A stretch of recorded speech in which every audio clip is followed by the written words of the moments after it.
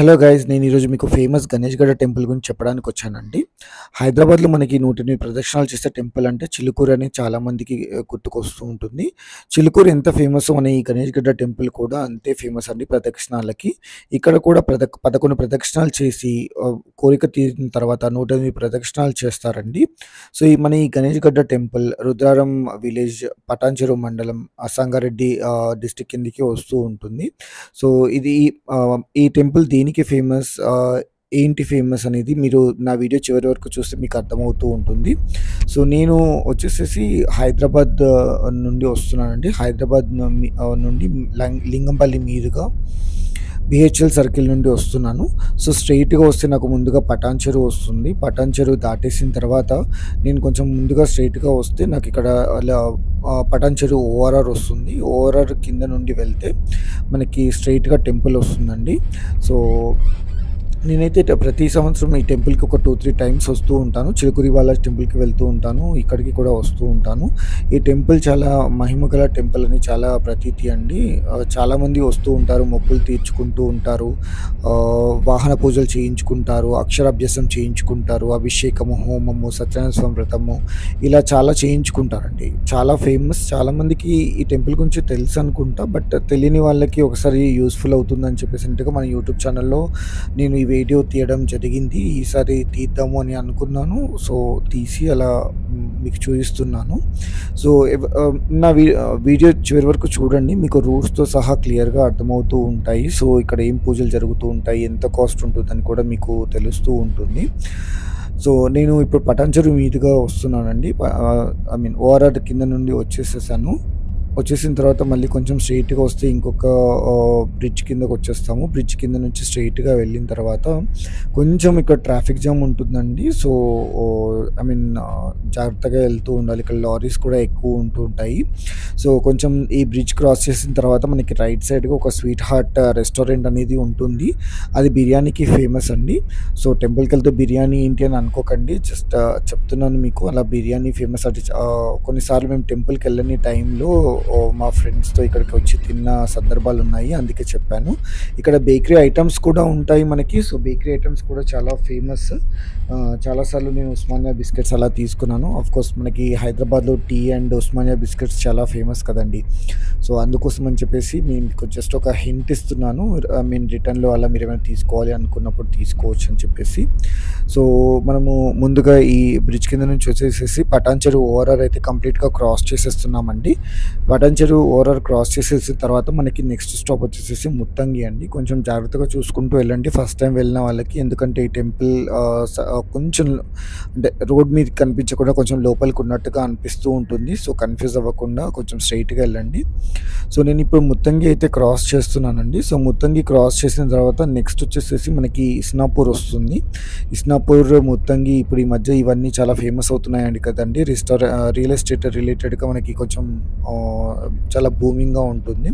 So ఇది వచ్చేసేసి ఇస్నాపూర్ అండి. సో ఇస్నాపూర్ దాటేసిన తర్వాత నేను కొంచెం ముందుకు వచ్చేసేస్తే ఇది రుద్రారం విలేజ్‌లోకి ఎంటర్ అవుతున్నానండి. రుద్రారం విలేజ్‌లోకి ఎంటర్ అవ్వగానే ఫస్ట్ మనకి ఒక ఆంజనేయ స్వామి టెంపుల్ కనిపిస్తుంది. ఆంజనేయ స్వామి టెంపుల్ క్రాస్ చేసిన తర్వాత మనకి రైట్ సైడ్‌లో తోషిబా కంపెనీ అనేది ఉంటుంది. లెఫ్ట్ సైడ్‌లో వచ్చేసేసి మనకి అభయాంజనేయ స్వామి టెంపుల్ అనేది ఉంటుంది. సో అభయాంజనేయ స్వామి టెంపుల్ క్రాస్ చేసిన తర్వాత నేను కొంచెం రైట్ తీసేసుకుంటాను. రైట్ తీసుకొని యూ టర్న్ తీసుకోవాల్సి వస్తుంది. సో ఇప్పుడు నేను రైట్ తీసుకుంటానండి.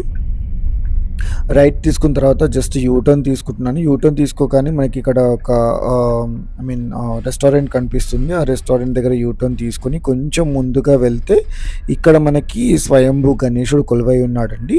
సో ఈ గణపతి సింధూరంతో కొలువై ఉన్నాడు. సో సింధూరంతో ఉన్న గణపతిని దర్శించుకుంటే ప్రతినిత్యం మంగళం జరుగుతుంది, అంటే మంచి జరుగుతుందని ఒక ప్రతీతి అండి. సో, చాలా రేర్‌గా మనము సింధూరంతో ఉన్న గణపతిని చూస్తాం కదా! మెయిన్‌గా అయితే పసుపు గణపతి లేదా కొంచెం గణపతి రాతితో ఉన్నది చూస్తాము. పాలరాతితో లేకపోతే నార్మల్‌గా మన నలుపు రాయితో ఉన్న గణపతిని చూస్తాం కానీ, సింధూరంతో ఉన్న గణపతిని చాలా రేర్‌గా చూస్తాము. సో, మనం టెంపుల్‌కైతే ఎంటర్ అయ్యామండి. ఇక్కడ నేను కార్ పార్కింగ్ చేసేసాను. కార్ పార్కింగ్ చాలా స్పేషియస్‌గా ఉంటుంది. సో, మనం చాలా ఇదిగా చేసుకోవచ్చు. కాకపోతే కొంచెం రష్ ఉన్నప్పుడు మాత్రం కొంచెం కష్టం. అప్పుడు చూసుకొని పార్కింగ్ చేసేసుకుంటే సరిపోతుంది. బట్ స్టిల్ మనకి చాలా బాగా దొరుకుతుంది ఆహ్, పార్కింగ్. సో, ఇప్పుడు నేను టెంపుల్‌లోకి ఎంటర్ అవ్వబోతున్నాను. టెంపుల్‌లోకి ఎంటర్ అవ్వబోతుంటేనే మీరిక్కడ చూస్తున్నారు 2 వెహికల్స్ ఉన్నాయి. వాటికి పూజ చేయిస్తున్నారు. సో, ఈ టెంపుల్ దగ్గర చాలా మటుకు వెహికల్స్ అనేవి పూజ చేయిస్తూ ఉంటారండి.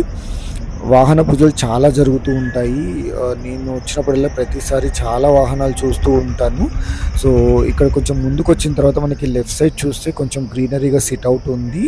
సో, సిట్అవుట్ దగ్గర రైట్ సైడ్ చూస్తే కూడా చాలా గ్రీనరీగా ఉంటుంది. సో, అన్ని చెట్లు ఉంటాయండి. కొంచెం లెఫ్ట్‌కి తీసుకుంటే ఇక్కడ మనకొక షాప్స్ ఉంటాయి. కొబ్బరికాయలు తీసుకోవడం, లేకపోతే పెన్, లేకపోతే పూజ సామాగ్రి అలా తీసుకోవచ్చు.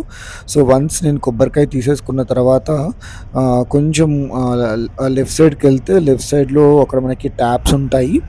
సో, బయట నుండి వస్తాం కదండీ! కొంచెం కాళ్ళు కడుక్కొని మనం టెంపుల్‌లోకి ఎంటర్ అవుతాము. సో, అక్కడొచ్చేసేసి నేను కాళ్ళు కడుక్కోవడం జరిగింది. ఇదంతా సిట్అవుట్ ఏరియా అండి. నేను మీకు చూపించేదంతా ఇదంతా సిట్అవుట్ ఏరియా. చాలామంది టెంపుల్ దర్శనం చేసుకున్న తర్వాత కాసేపు రిఫ్రెష్‌మెంట్ కోసం ఇక్కడ కూర్చుంటారు.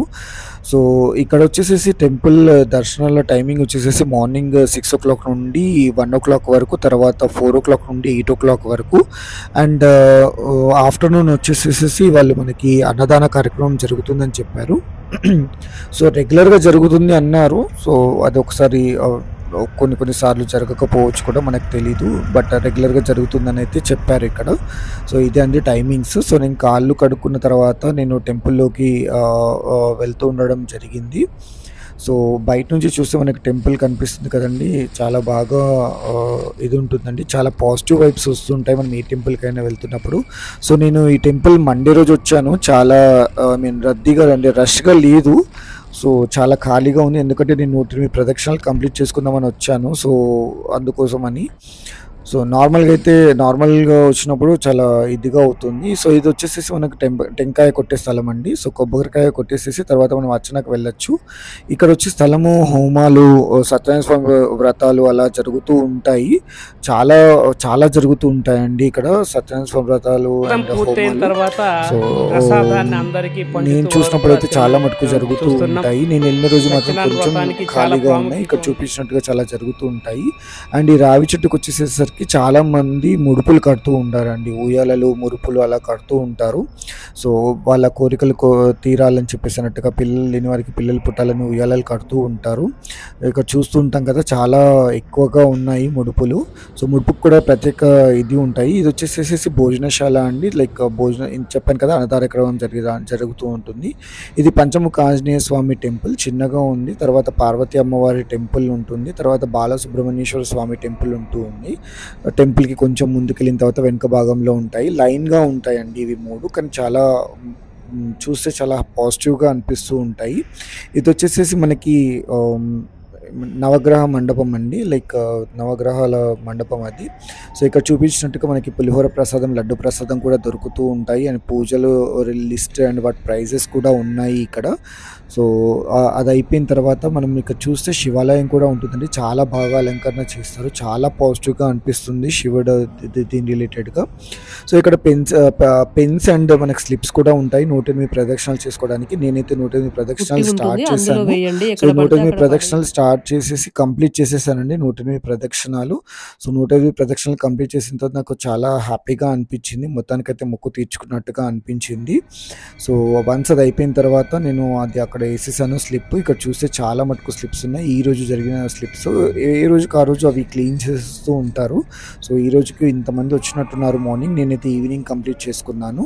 సో, వన్స్ కంప్లీట్ చేసుకున్న తర్వాత సో, టెంపుల్ అంతా చాలా లైక్ ఈవినింగ్ టైమ్ ఇది లైట్స్‌తో చాలా కళకళలాడుతూ ఉంది. చాలా పాజిటివ్‌గా అనిపించింది. సో, చాలా పాజిటివ్ వైబ్స్ ఉంటాయండి ఈ టెంపుల్‌లో. ఒక్కసారైనా విజిట్ చేయాల్సి కంపల్సరీగా ఈ టెంపుల్‌ని. సో, ఇది అండి టెంపుల్ కంప్లీట్ ఐ మీన్ మనం చూస్తూ ఉంటే చాలామంది వచ్చారు. ఐ మీన్ ఆ రోజు మండే అయినా కానీ సరే చాలామంది వచ్చారు. నాకు చాలా బాగా అనిపించింది మొత్తానికి. సో, వన్స్ కంప్లీట్ అయిపోయిన తర్వాత నేను ఇంకా ఎగ్జిట్ అవుదామని చెప్పేసి అన్నట్టుగా రెడీగా ఉన్నాను. సో, బిఫోర్ దట్ జస్ట్ చూయించాను. సో, ఎగ్జిట్ అవుతూ ఉండగా నేను చూస్తూ ఉంటే scooty Pooja and at the same time auto కూడా ఉండిందక్కడ. సో, వీటి వాహన పూజ కూడా జరుగుతుంది. ఇందాక చెప్పినట్టుగా వాహన పూజ చాలా జరుగుతూ ఉంటాయండి ఇక్కడ.